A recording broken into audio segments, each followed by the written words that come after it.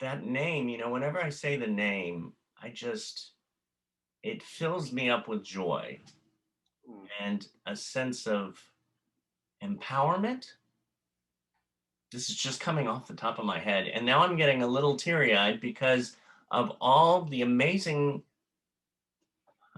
my mom wouldn't like me saying stuff that this man has done in his life, but he has been such a force behind helping others and having others be able to help themselves. He's an activist, a communicator, he's a photographer. Ray Bradford. Hello, Ray. Hi, David. There he is. So, how are you? I'm fine. I'm fine. It's a beautiful summer day here. We're blessed, you know? Yeah, yeah, Yeah. yeah. So, I mean, you have given so much. You have one of the biggest hearts. What made you become an activist? Uh, Necessity, really. Um, Necessity in wanting to, as they say, be the change that you want to see in the world. Um, I didn't start out as an activist in Chicago. That's where I'm from. I was a full-time actor, model, waiter, and then blessed to be a full-time actor, doing a lot of industrials, program hosting on TV, commercial work. But this was the 80s, and it was a time in trying to break into episodics or pilots or movies of the week that could come to Chicago, because Chicago was all of a sudden a hot destination. Um, it was still the time where Hispanics or Latinos were kind of a hot property, seen primarily as the stereotypes. If you want to look at it from a stereotypical hierarchical, a negative point of view, we started becoming taking the roles that African Americans had been playing, the prostitutes, the hookers, the criminals, the gang members, the gang bangers, and stuff like that. And while as an actor, I feel like I could play it. I mean, look at me. I don't think I'm a gangbanger type, though I wore a bandana and let my hair down. And so it was that inner struggle of like, I really want to be more than this. And so I went to my union at that time. I was a member of all three, but primarily AFTRA in terms of a lot of the industrial work and commercial work. And I wanted to see what they could do, primarily and most specifically because I was being asked to translate copy for commercials into Spanish in order to be able to audition for Spanish language commercials. And something hit me. Nowadays, you can't do that. You've got the right to negotiate on your behalf. Back then, it was like, as an actor, you want the job. Uh, I'm Spanish, but I grew up in Chicago. I can understand Spanish, but creating a language in your head cognitively is very different. And then when you're translating it so it's legible for the clients who are Spanish and an audience who is Spanish, Right. I remember it was for a McDonald's commercial and it was trying to translate "You deserve a break today." And I'm sure what I said in Spanish was something like, "I'm going to kill you," or "I'm going to send you to her," or something like that. And I just thought it was unfair. And I went to my union and they said, "Well, there's nothing in the contract, but we're coming up to renegotiating the commercials contract. Why don't we work with you to draft some language?" And that was my first inkling of the fact that not only, if you want something to change, ask yourself, what are you doing yourself to be part of that change? But also the concept, the real important concept that a union is the individual. The union, when you're a union member, is not some entity out there. You are the union. Mm. If you want something to change, what can you do to help make it change? Who can you contact? What committee can you be a part of? If you're too busy to be a committee, at least know who to call, when are the contracts up, that kind of thing. Yeah. Little did I know that that sparked something inside of me, and that started a trajectory in me from 1984 on up to becoming union president of AFTRA for 6 terms in Chicago, second national vice president of AFTRA, and then um, life had other plans for me, just as I was stepping away in 1999. AFTRA, unlike SAG, did not have an EEO department, did not have a diversity department. It was really the partnership between activist members like myself and others, amazingly talented people, and staff that also had other responsibilities, but they were assigned to also work with us. And we did some great things. But throughout the years, we wanted a position, and we're always told it's not the right time, it's not the right time. And so the good thing when you rise up through the ranks of the union as a member activist, you start becoming part of all the important committees, National Administrative Committee or Executive Committee, National Finance Committee. And in 1999, it got to a point where I told the committee in plenary session, I said, look, I think the time is right. I know we have the money. If not now, when was the mantra. And I helped draft the resolution in 1999, presented it to the convention. It was approved, directing the National Executive Director to create the position and hire somebody. And I was stepping away to do something else. And people were coming up, as they were coming up to me saying, this is you, this is you. And I'm like, what are you talking about? People were going up to the National Executive Director saying, you'd be a fool not to consider Ray. And I took a deep breath and realized it was one of those moments in life that can happen either professionally or personally or whatever. It's when you feel like you are in that vortex of a shift in your life that is really a lot bigger than you. And I knew that this was something that I wanted to do. And I started the conversation. And in 1999, I moved to New York and became AFTRA's first National Director of Equal Employment Opportunities. And with merger in 2012, it's last because then it was SAG-AFTRA. Right. So I guess that's my little asterisk footnote in my bio after I die. AFTRA's first and only. So that's it. You never quite know when things are going to present themselves into your life. And in any aspect, my belief and prayer now in my life in every aspect is to just, I pray for the clarity to hear what I call that still small voice that is kind of guiding you in this direction or that direction, that sometimes, many times, does not come at you full face. It sometimes comes from a whisper or something in a magazine or a song, or somebody mentions something and it resonates something inside of yourself and you start moving in a particular direction. So that's long story. No, it's an amazing story, and thank God. The things that are going through my mind too is, number one, thank God that you did go that way, that you listened to those little voices, big voices, whispers, and you took the path that you did because it was better for everyone. And what it seems like you got joy from it. Um, the questions too, though, because I know that there was a time in my life that acting was number one. I had to be an actor, or I had to be on stage, or this or that and the other. And I went through that kind of feeling that you're talking about, but in a different way. And now I'm teaching more, and I'm more behind the scenes. What would you tell the people who are so focused on the acting, but they have this little voice that says, you know what about this? What about this? It depends on what I would tell them, which is really for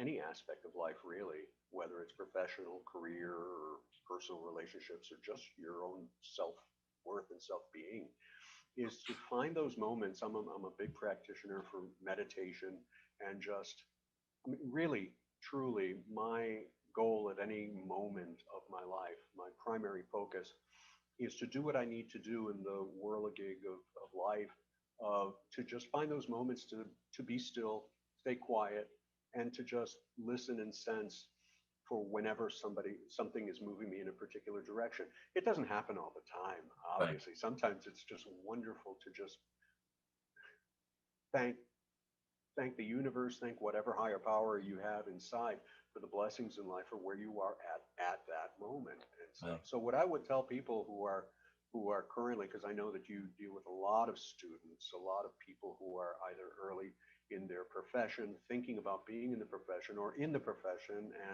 and still experiencing a lot of challenges for access to work and inclusion, is to just continue in the craft. But if you start feeling something, um, talk to people, talk to friends who you trust, share those thoughts. You know, not all friends are the kind. Friends don't all come in one modality, so to speak. You know, but we each hopefully have those kinds of friends that you can just really share whatever's on your mind and know that it's going to be taken without judgment, Mm, and who are really there to do more listening than to always engage you. And sometimes I'm a firm believer that when you're talking to friends for those kinds of conversations, you're really talking to yourself as well. mm, Because at a certain point, when you start feeling this kind of push or pull, you got to get it out of your head. And one of the ways to get it out of the head is either writing, journaling, because the mind moves so much faster than the hand, or typing. You know, bring it down in speed and start doing it. Start writing, start typing on the computer, start looking at what your thoughts have translated in onto paper, or talking with friends. And you hear yourself, and sometimes you realize, that was a flight of fancy. I always wanted to fly a plane. I loved flying. mm. Ever since I was a kid, I just when there's a if I'm truly like squirrel, squirrel. If I'm engaged talking with you somewhere and there's a plane going overhead, I'll be like, okay, Ray, come back. I'm just like that. And I took like a little class back in Chicago, and it really sparked something in me. But then my life just didn't. First of all, it's very expensive, but if you really want to do something, you can try to save. And I mention this because there are those things that speak to you that are just kind of little little things that kind of float into our consciousness and then are gone, or just flights of fancy that aren't necessarily meant to firmly move you in that direction. Sometimes they're just things that you like, that you appreciate, either in other people or in life. But those things that may, in retrospect, have been those voices or incidents that moved you in a major direction in your life, hopefully you'll know when you are thinking about it back then that there's a different kind of resonance in your heart and your head or something. And if you're not quite sure what that is, talk with a friend, write it down, meditate without judgment. Yeah. And I say that because you don't want to hold on to. There's a Buddhist, I believe it's a Buddhist saying, is I come to life like an empty rice bowl. And that means it's like I come to life with a rice bowl that is not full. It is not so overbrimming that there is no room for newness, for new adventures to fill it. Come to life with an empty rice bowl and gather the rice that is around you.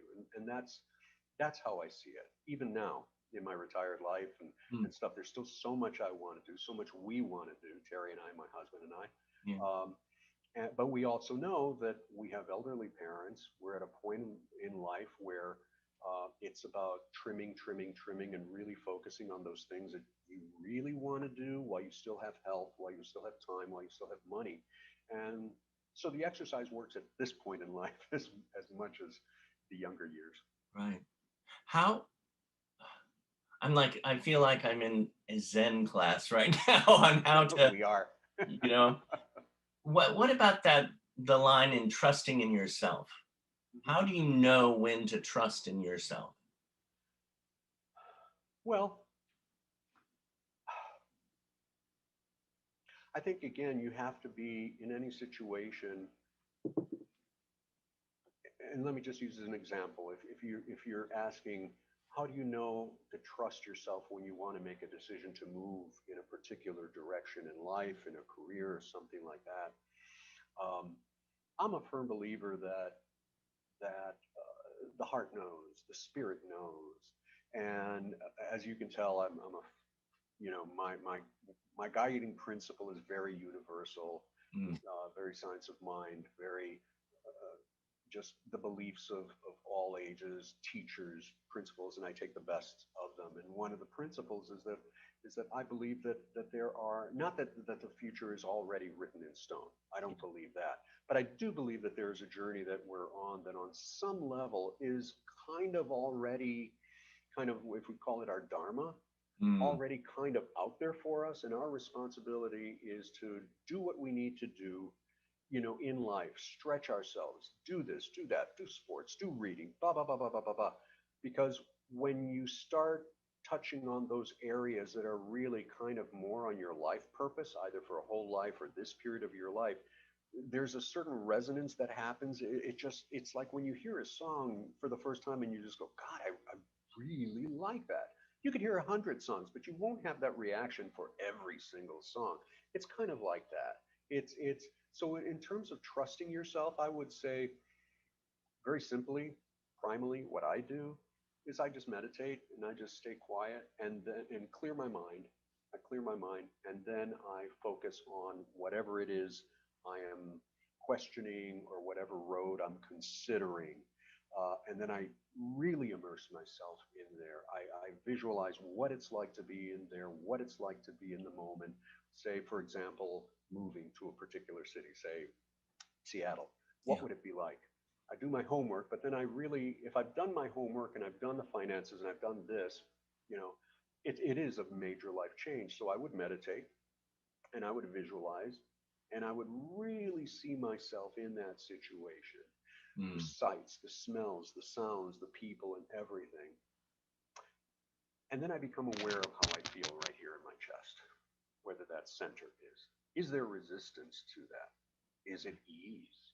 Is there a joy that awakens? Do you feel all of a sudden the goosebumps on your arms? Those are signs that this is something you should pay attention to. This is something you should trust. mm. Now, I'm not saying to like just jump blindly because there's a balance between the universal principles of faith and this and that, and the fact that we live in a material world. And Mm. I'm a material girl. No, I just couldn't let that go by. No, thank God. I mean, there's a balance that you have to do. I really believe that, and I've seen examples of it in my life through different teachers, whether it's Louise Hay or Marianne Williamson or Sonia Choquette, who lives in France, who's written several books, or a wonderful book for anybody who's doing recovery work or therapy work, a book by Debbie Ford called The Dark Side of the Light Chasers. It focuses on a lot of Jungian principle shadow work because we are basically living our lives. We are living the stories of our lives, Mhm. and many of those stories were written when we were little children, either to protect ourselves, or let's say I was a fat little kid, and so the script that I wrote was one of overarching confidence, of Mm. kind of a defense that I wrote. Well, you live that script long enough, and you start developing a personality that is borderline or has stepped over into arrogance, into defensiveness, and stuff like that. And you forget. So you're living the story, but you forget that it's a story. You don't even know that you're living a story. It's just your life. Yeah. When in fact, you're living a story whose genesis was a particular situation when you were a child. And that's the work. Discovering that is the work of therapy. There's also the work of shadow work. And I would recommend to anybody who's doing that kind of work, either in 12-step program or therapy or something, Debbie Ford's The Dark Side of the Light Chasers. It was amazingly influential in my life to not only begin discovering the sources of the stories of how I lived a life that really separated me, the spirit of me, into this person out there that was defensive and braggadocio, very, very kind of living the world loudly, but I didn't balance it with living with myself in a quiet place. Until I did therapy and I did 12 step and I discovered those. And so in discovering those instances in childhood, you bless it, you release it, you forgive yourself, and then you start rewriting the story because the capability that we all have as humans is that we have choice. Mm. We are not powerless over our stories. We can rewrite the story. And if it gets too tough to do it by yourself, lean on some friends.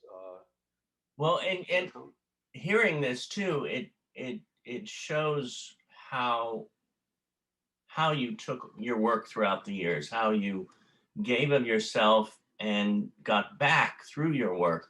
I mean, you have like, I mean, you listed a few of the things, but I mean, a director of programs for entertainment media for GLAD, the director of policy and diversity advocacy for SAG-AFTRA.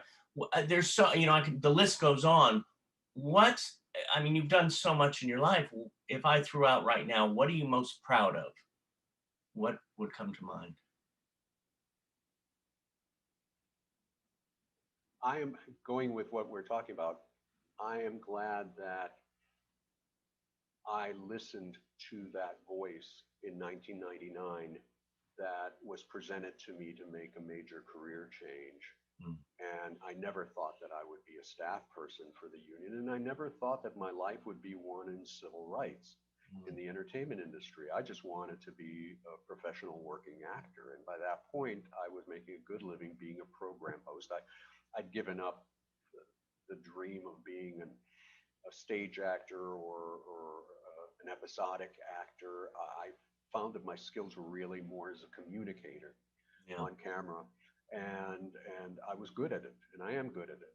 And so I never thought that I'd be doing that. But if I would bless and be grateful for one moment, it would be that pivotal moment in my life in 1999 that something just changed. And it was, again, I didn't know, in using the examples that we've just been talking, how do you trust yourself?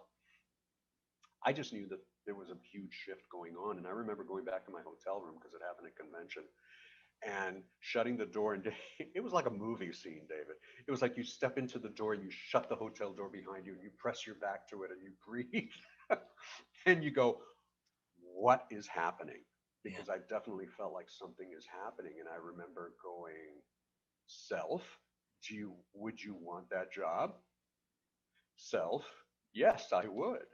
And I really kind of like brought it down to that, and I thought, okay, then what do I need to do to advance this? And so I am grateful that my modus operandi in my past, which was when presented with big things that may have been right for me, but my ego, my protective ego, that little voice inside of me that was very destructive, that would go, nah, you're no good for this. What would people think? You don't, no, give it to somebody else and stuff like that. That voice was very strong with me until I went into recovery and into therapy.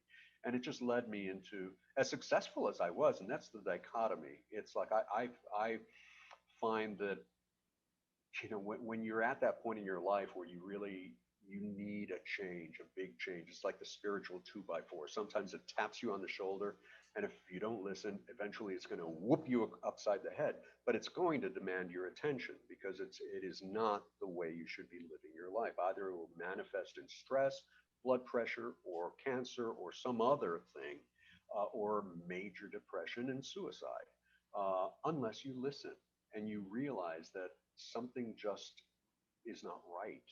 And if it's too tough, then reach out to friends, go to counseling or whatever. And so I trust that in spite of all that, Mm, I listened to my better angels that were tapping me big time on the shoulder saying, there is a change happening in your life. It is time for you to use the tools in a different way and do it. And so when friends, especially in the first year after I moved to New York and worked for the union, would ask me, well, do you miss being active? Do you miss being an actor? yeah. I would say, no, not really, because I stopped considering myself an actor years ago and really more a communicator and a good communicator.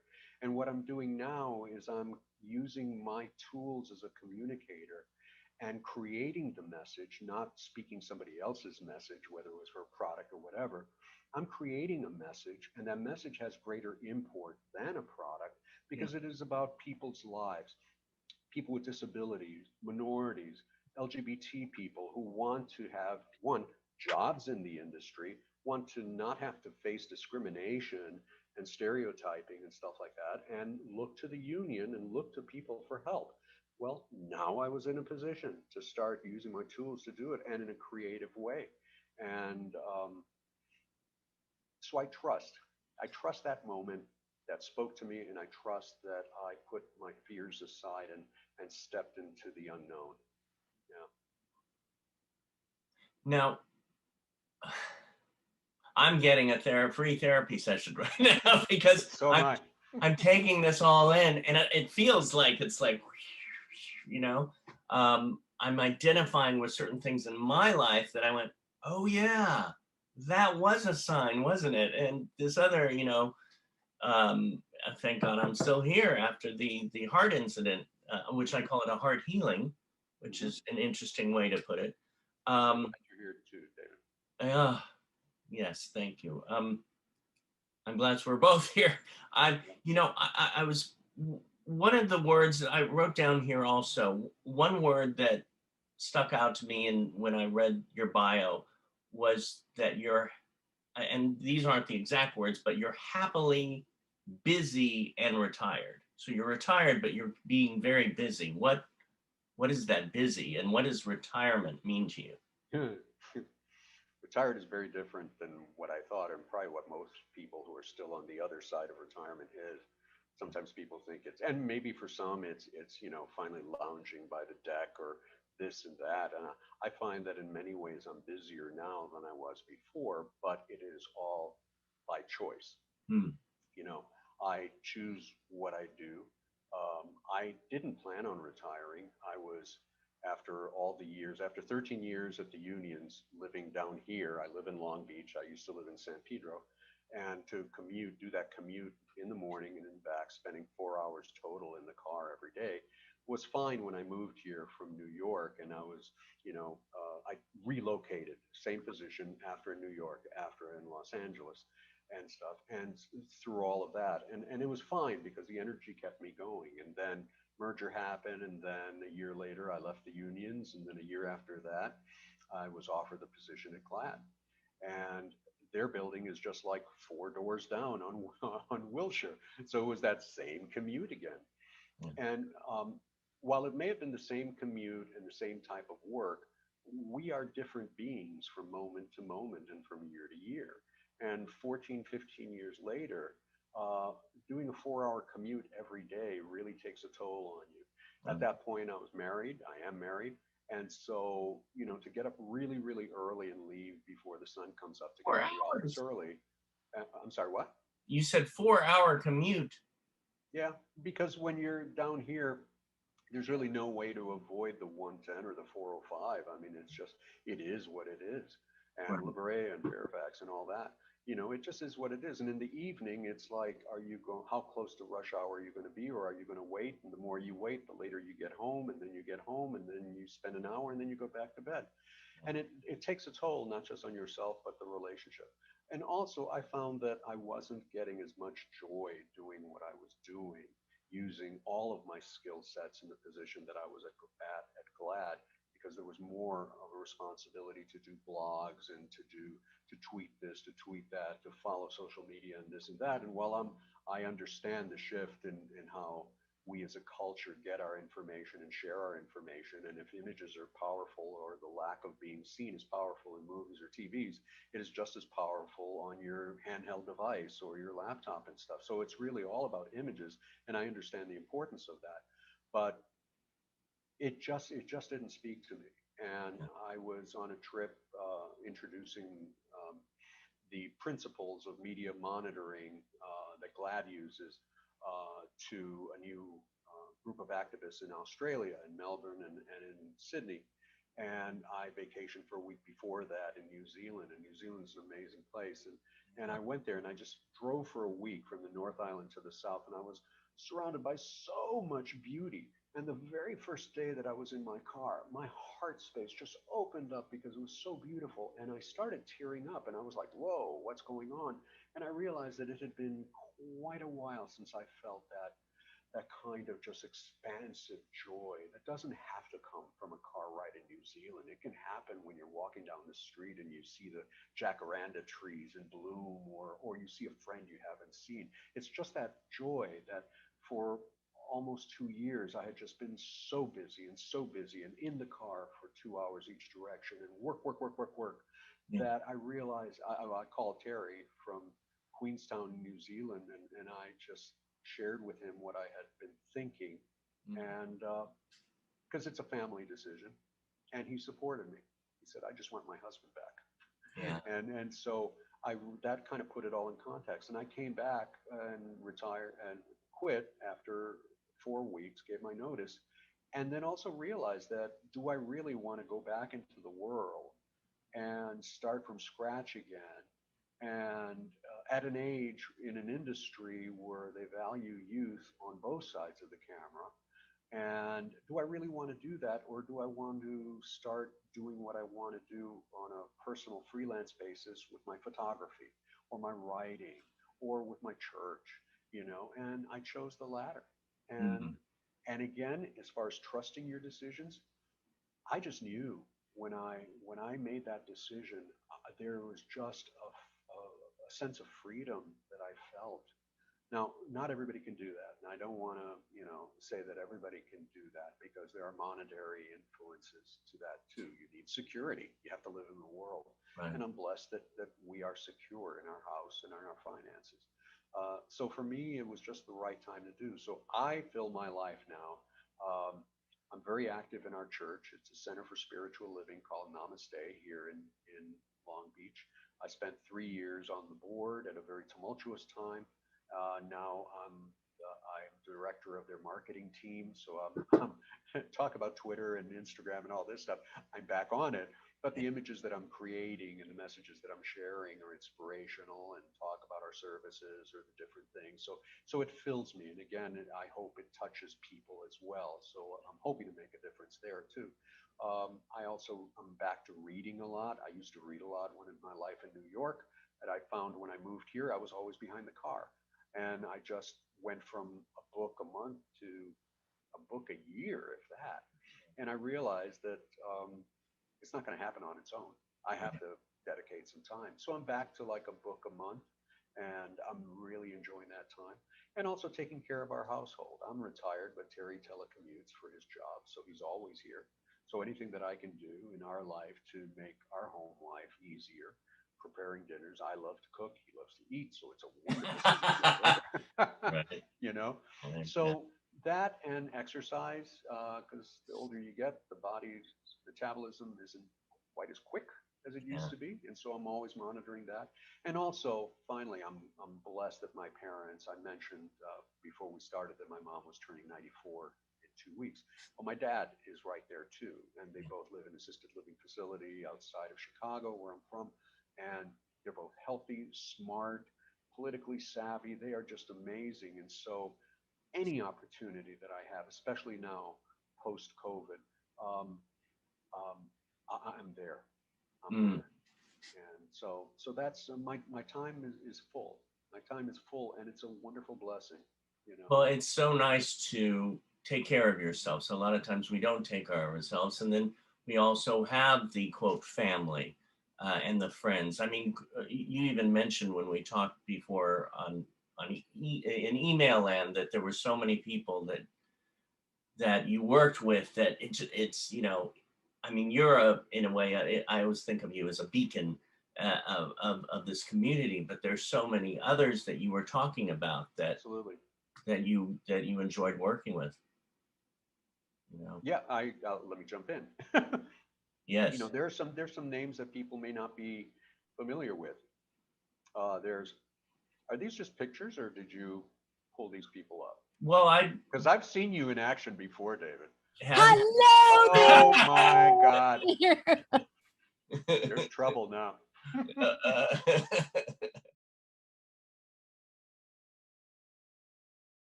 uh,